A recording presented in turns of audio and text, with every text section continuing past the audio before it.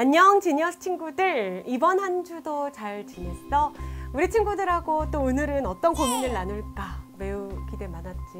선생님도 고민을 이제 해결해 줘야 되다 보니까 먼저 읽고 막 생각을 막 선생님도 하게 되거든. 어떤 조언을 해주는 게 좋을까 고민 되게 많았어. 잘 들어줘.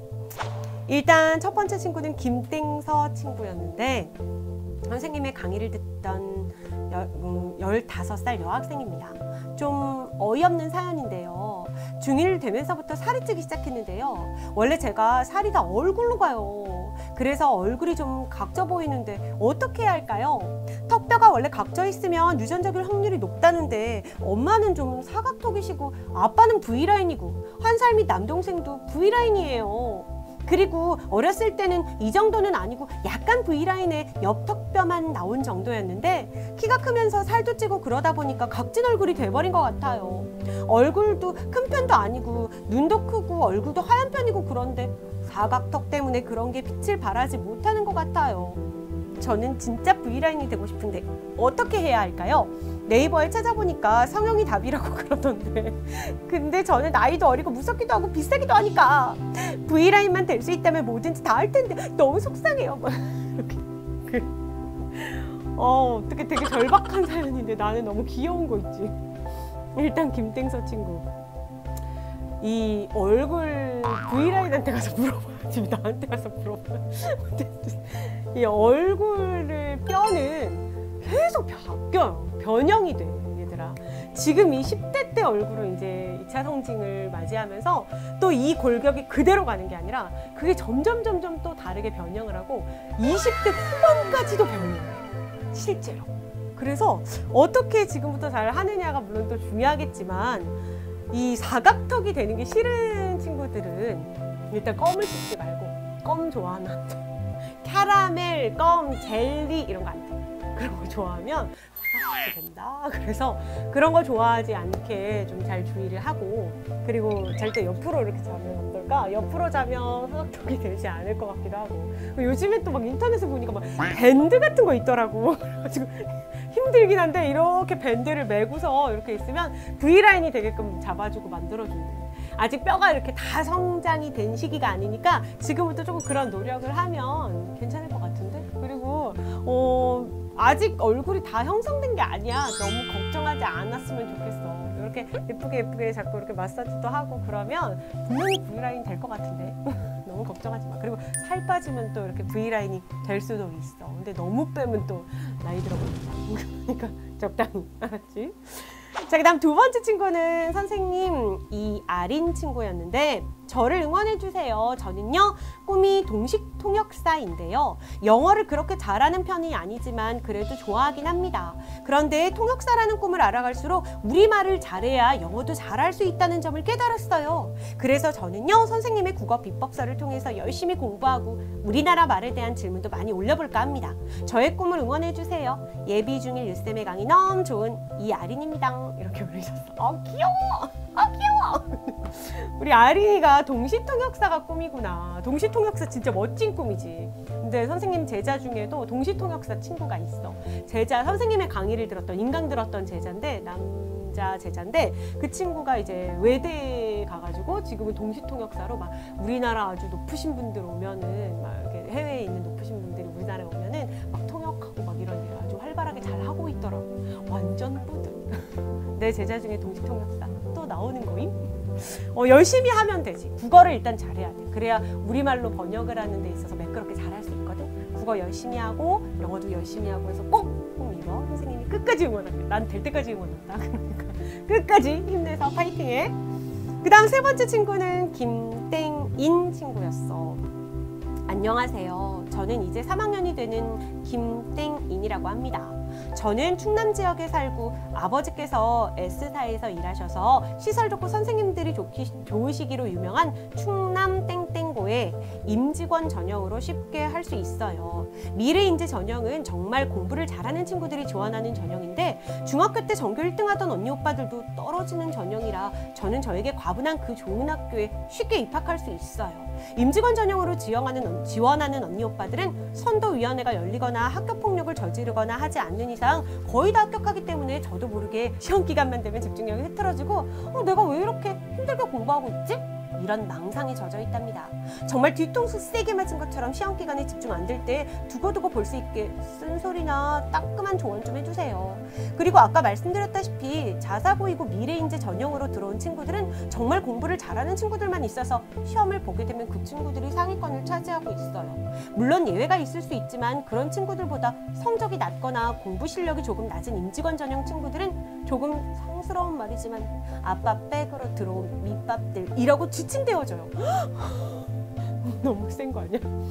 이렇게 정말 좋은 학교지만 성적 좋은 친구들 등급이나 석차나 더 올려주니 집 앞 일반고를 가 조금 더 나은 성적을 받아 좋은 대학교를 가는 건 어떨까 고민이 많이 돼요. 아무래도 자사고에 대한 고민이니 제 시험 점수는 말씀드려야 할 것 같아요. 2학기 성적과 등급이고 앞이 1학기, 뒤가 2학기입니다. 이러면서 성적을 이렇게 적어줬어요.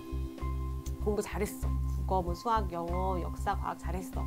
그리고 저희 학교 시험 수준은 보통 문제집 일반 문제나 조금 꼬인 문제, 심화 문제 한두 문제 정도로 출제되어져요. 선생님 그럼 좋은 컨설팅 기대해 볼게요.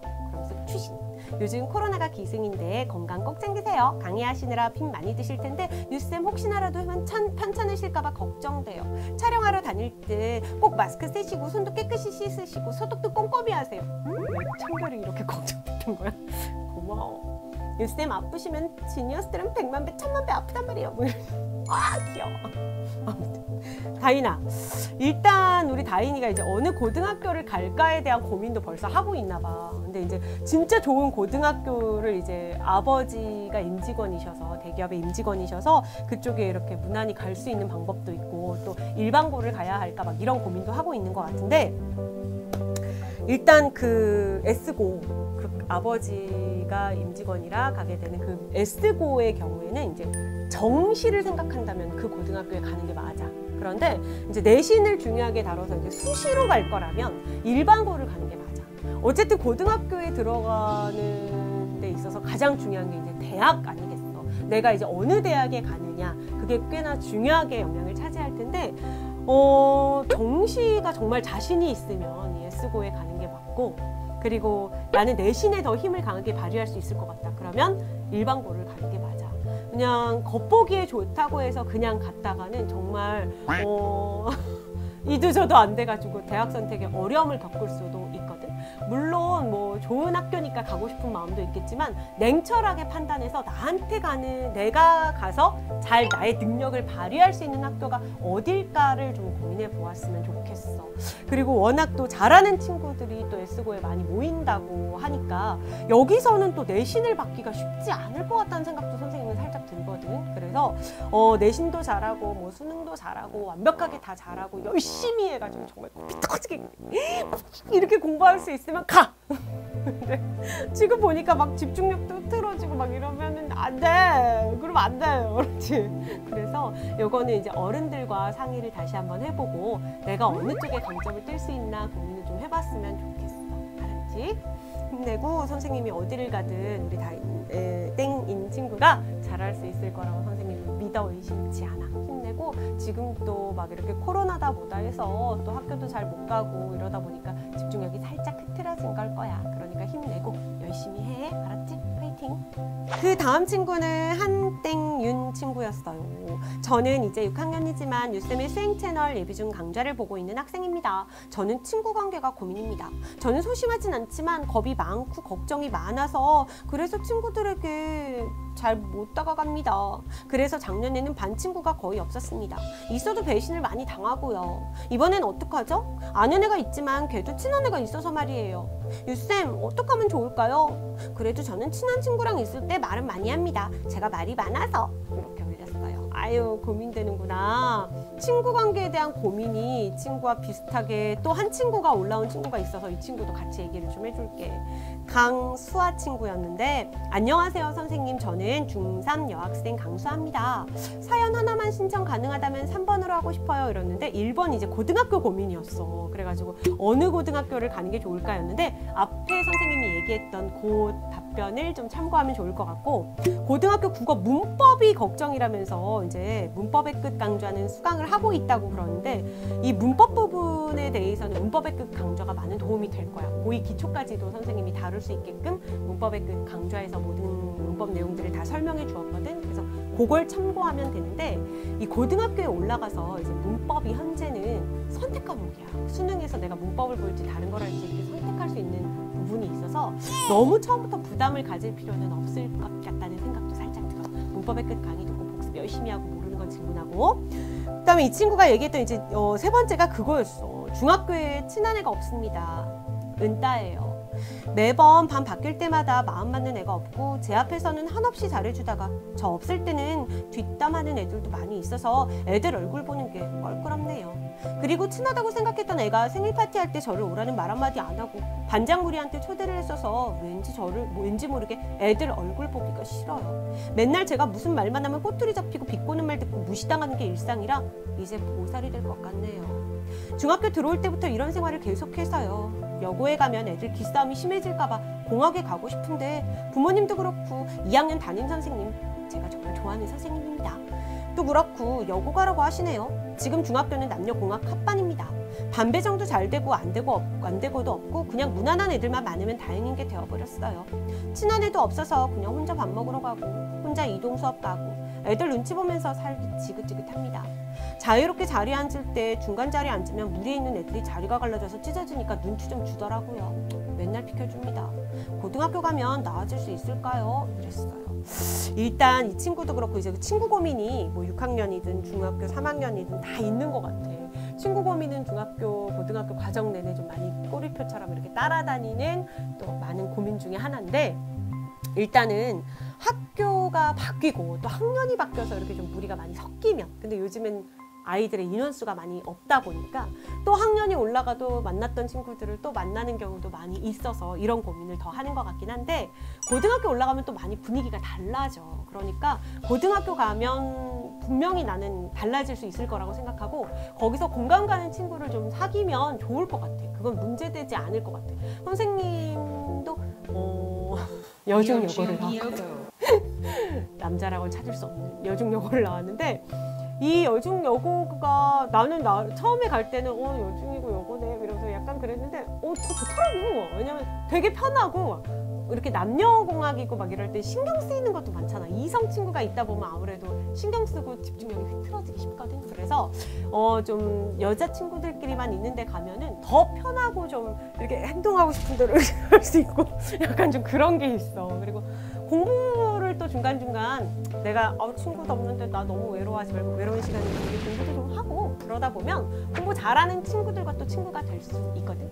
대부분 막 이렇게 무리지어 다니는 친구들 같은 경우에는 공부를 소홀히 하는 경우도 많이 있거든. 그래서 좀 이렇게 조용히 쉬는 시간에도 다음 시간에 공부할 거 좀 예습도 하고 이러다 보면 그렇게 앉아있는 애들이 몇몇 보일 거야. 그런 친구들한테 먼저 말도 붙이고 또 그런 친구들과 좀 이렇게 가까이 하면 도움이 많이 되지 않을까 생각해. 그리고 아까 한땡윤 친구도 친구들한테 배신 많이 당한다 그랬는데 요즘 애들이 의리 없는 애들이 그렇게 많다며. 그래서 그러더라도 너무 상처받지 말고 이게 윤희 잘못이 아니니까 윤희가 스스로를 자책할 필요는 없거든. 그래서 내가 친구 관계에 문제가 있네, 나한테 문제가 있나 이렇게 생각하지 말고 그냥 좀 가볍게 툴툴 털어버리고 또 좋은 친구가 언젠가 어디서 나타날지 모르는 일이니까 마음을 좀 다시 가졌으면 좋겠어. 알았지? 친구들에게 약간 이렇게 신비주의 컨셉도 괜찮아. 그래서 알고 싶어지게 만드는 한번 노력해봐. 힘내 둘 다 파이팅. 그 다음 친구는 이제 서땡민 친구였는데 이 친구 고민이 굉장히 길었어. 근데 자기가 길면서도 이제 막 선생님 너무 길어요 이러는데 일단 선생님이 좀 축약해서 읽어볼게. 선생님, 저는 제 고민 때문에 지금 2학기 기말고사가 끝난 뒤로 한 2, 3개월쯤 고민하다가 닷쌤을 보고 이거다 하고 이렇게 질문글을 남겨요. 뭐 제 글을 읽어주실 가능성은 진짜 희박한 걸 아는데도 전 이 글을 올리겠습니다. 다 읽어줄 건데 친구들 빼놓지 않을 거야. 저는 지금 중3이 될 예정인 진이었습니다.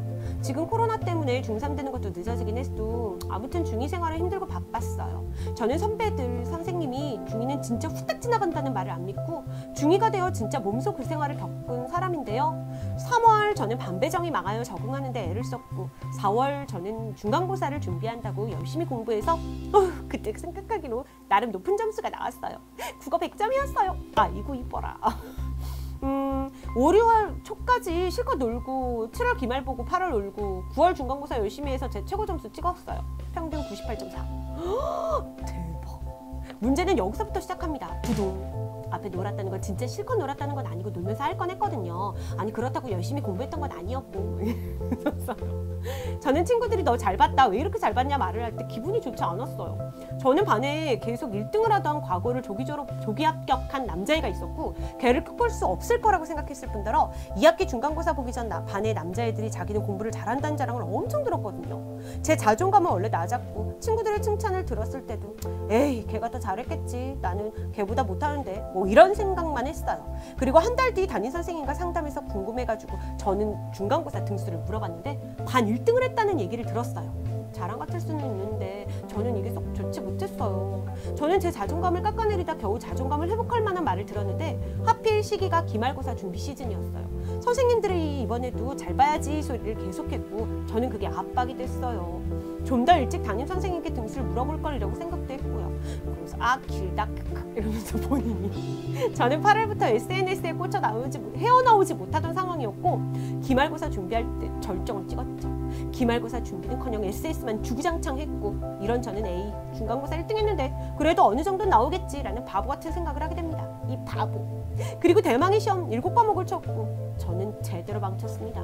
수학은 그날따라 실수했고 역대급 난이도를 기록해 2학년의 울음소리는 계속 들렸고 국어는 바보같이 문장 그대로 쓰는 문제를 띄어쓰기나 맞춤법을 잘못 썼죠. 읽는 거 귀찮으시죠? 그랬는데 괜찮아. 하여튼 저는 이 시험에서 처음 썼던 것에서 2분 전에 답을 받고 틀린 문제만 6개고 평균은 뭐 말할 것도 없죠. 자존감은 진짜 바닥을 쳤고 저는 계속 자책했죠.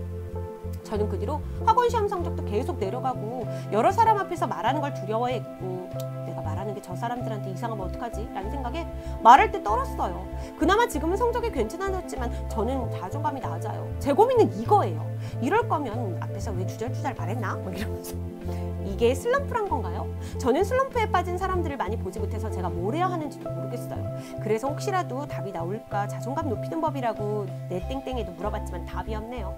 선생님 저 정말 어떻게 해야 열심히 하면서 자존감을 높일 수 있을까요? 이러면서 글을 쓰셨어요. 이 친구가 이제 자존감 문제에 대한 이야기를 쭉 해준 거야. 근데 이 자존감의 문제가 성적이 잘 나와도 스스로를 자꾸 의심한다는 데 있어. 그러면서 또 앞으로 고민을 짧게 하나 더 여쭤볼게요. 계획을 어떻게 꾸준히 작성하면서 실천할 수 있을까요? 전 작심 1초거든요.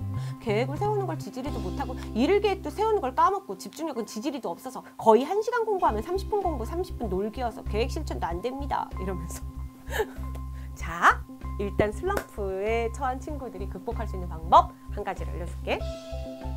공부하다 보면 슬럼프에 빠질 때가 있어. 그렇지, 내가 왜 공부를 하지? 누굴 위해 공부하나? 막 이런 생각 들기도 하고 공부가 너무 하기 싫고 너무 공부가 미운 거야. 그럴 때가 있거든. 그리고 지금 말했던 것처럼 자존감이 낮아져가지고 내가 잘해도 별로 기쁘지 않고 내가 못하면 내가 그렇지 뭐 이렇게 생각될 때가 있거든. 이럴 때 할 수 있는 방법이 이제 내가 잘하는 과목 있잖아. 내가 좋아하고 내가 잘하는 과목의 교재나 문제집을 빠르게 한번 쭉 푸는 거야. 빠르게. 속도를 내야 돼. 그 대신에 빠르게 한번 트트트트 해서 자존감을 자꾸 쌓아주는 거야. 그래 내가 이 과목은 잘하지. 그래 내가 이 과목은 재밌지. 그래 이 과목은 내가 잘할 수 있어. 이런 식으로 국어면 국어, 과학이면 과학 이런 식으로 좀 자신감 붙이기 연습을 하라는 거야. 그럼 슬럼프를 극복하는 데 도움이 돼. 그래서 그렇게 좋아하는 과목이나 잘하는 과목을 한번 빠르게 훑어보는 거. 그 연습을 좀 해줬으면 좋겠고, 그 다음에 작심 1초라고 했잖아. 모든 친구들이 많이 그렇긴 한데 스스로 마음먹기에 달린 부분이니까 조금 자극이 될 만한 타임워치 같은 거 이렇게 구입하거나 해가지고 공부 시간을 딱 지켜서 하고 알람처럼 이렇게 삐삐삐삐삐삐삐 막 이렇게 시끄럽게 걸리는 거지. 그거 할 때 정신 차리고 다시 공부하게 자극이 될 만한 요소를 좀 마련하는 것도 좋을 것 같아. 그래서 스스로 쉬는 시간 30분 공부하고 30분 쉬는 시간 이렇게 하면 안 돼. 그러면 시간이 너무 많아지잖아. SNS에 중독이 되면 SNS도 과감하게 지워버려. 그냥 아예 그 프로그램 앱 자체를 삭제해. 알았지? 다시 깔지 않도록. 알았지? 그렇게 해서 조금 스스로에게 제어할 수 있는 방법을 만들었으면 좋겠어. 부모님의 도움을 받아도 괜찮고. 알았지? 힘내. 열심히 해야지. 파이팅 해야죠. 그죠? 잘할 수 있을 거야. 선생님이 열심히 응원할 거니까 힘 바짝 내고 우리 친구들이 정말 자신감 있게 공부 좀 열심히 잘 했으면 좋겠다. 그게 나의 바람이야. 오늘 여기까지 할까? 우리 친구들 한 주 동안 잘 지내고 여러분들이 어떤 고민이든 선생님이 말하고 싶은 선에서 그리고 선생님이 말해줄 수 있는 선에서 최대로 노력을 해서 좀 들어줘 보도록 할게. 마음에 들든 안 들든 조금이나마 도움이 되었으면 좋겠다. 그럼 우리 다음 주에 또 만나.